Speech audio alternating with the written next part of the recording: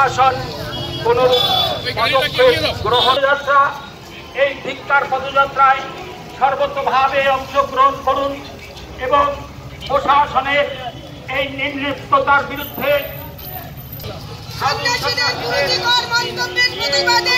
মাননীয় মুখ্যমন্ত্রী মমতা ব্যানার্জিকে জানাই ধিক্কার।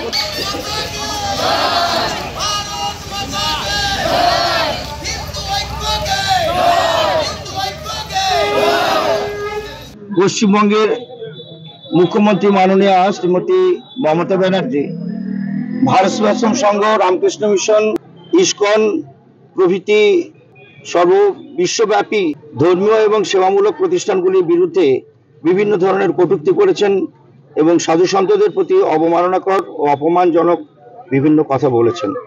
এই আঘাত সমগ্র হিন্দু জাতিকে তাদের অন্তরে লেগেছে এবং সাধু সন্তদেরও তারাও যথেষ্ট ব্যথা পেয়েছেন।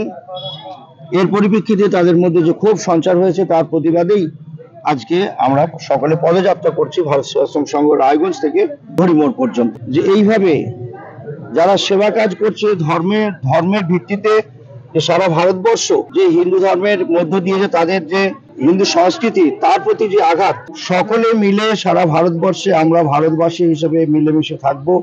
নিজেদের মধ্যে যেন কোনো ভেদ বিবাদ সৃষ্টি না হয়।